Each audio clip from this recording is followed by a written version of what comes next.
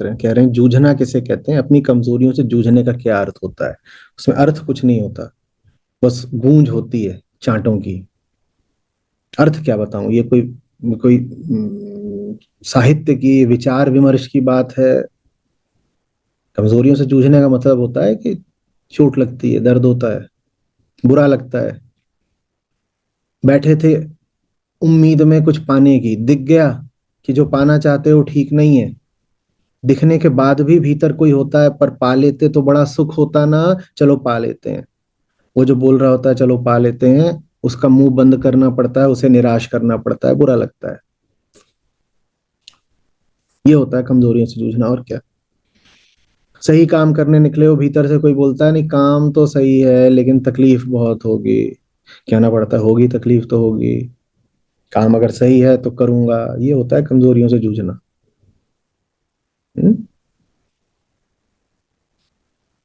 अगर सही है तो होगा, नो क्वेश्चंस आस्क्ड, पूर्ण विराम, फुल स्टॉप।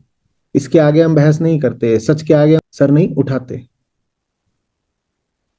सारा वाद प्रतिवाद, बहस की सारी प्रक्रिया सिर्फ तब तक है जब तक सच्चाई तक पहुंच न जाओ। यहां सच्चाई से मेरा आशय है किसी मुद्दे की सच्चाई। और एक बार वहां पहुंच गए उसके बाद वाद प्रतिवाद बहस ये सब हम नहीं करते।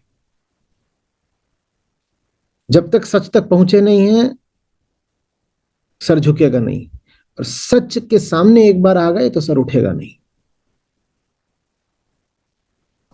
अब झुक गया तो झुक गया, भले कितना बुरा लगे। बुराई, चोट, बुराई से मतलब भीतर बुरा प्रतीत होना, चोट, दर्द, मुंह में कसैलापन, इनके साथ बहुत लंबे अरसे तक जीना आना चाहिए। ये क्षमता विकसित करो।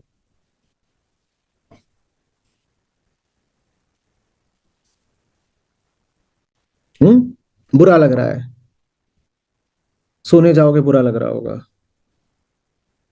ठीक से नींद नहीं आएगी, सपनों में भी कुछ ऐसा आ सकता है जो बिल्कुल मन खट्टा कर जाए। सो के उठोगे पाओगे ऊर्जा नहीं है, निराशते हो। कोई बात नहीं, आगे बढ़ो।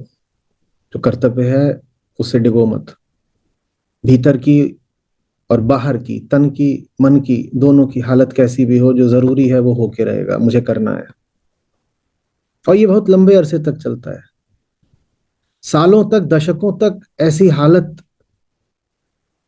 को सहज स्वीकार करने को तैयार हो जाओ। इसी हालत को सहज हालत मान लो। बुरा लगता रहेगा, आंखें भारी रहेंगी, नींद आती रह सकती है।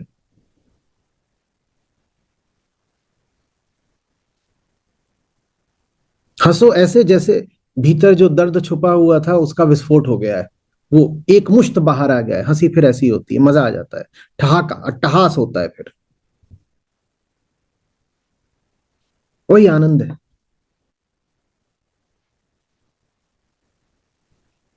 दर्द को न सिर्फ झेलने की बल्कि सतत झेलने की, बहुत लंबे अरसे तक झेलने की तैयारी होनी चाहिए, तब तक जब तक दर्द के साथ ही सहज ना हो जाओ।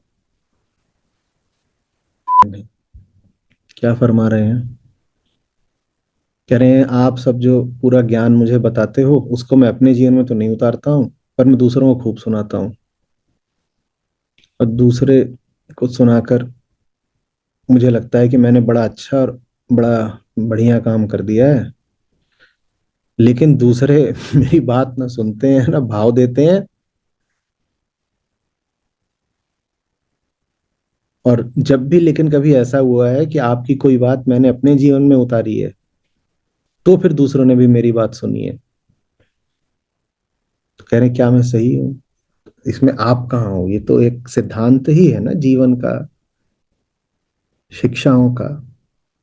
दूसरे तक शिक्षाएं तभी पहुंचा पाओगे जब वो शिक्षा बिल्कुल तुम्हारे केंद्र से आ रही होगी। ऊपर से उड़ी हुई बात से कोई नहीं प्रभावित होने वाला। हाँ, इतना होगा कि आपने ऊपर से ओढ़ रखी है बात, तो दूसरे को प्रेरणा मिल जाएगी कि वो भी ऊपर से ओढ़ ले। अगर सचमुच किसी के जीवन में परिवर्तन चाहते हो तो जो बात कह रहे हो ना वो सीधे छाती से आनी चाहिए। हम्म? आपकी हस्ती गवाह होनी चाहिए आपकी बात की। बात ऐसे ही नहीं है, हमारी आंखों में देखो तुम्हें वही बात दिखाई देगी, हमारे लब खामोश हो जाए तो भी। मुंह सवानी तो कोई भी कर लेता है। आम भाषा में उसे बकलोली कहते हैं। कोई भी कर सकता है।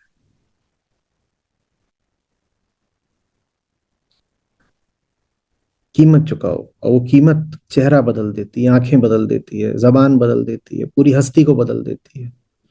कीमत चुकाने के बाद किसी से बात करो।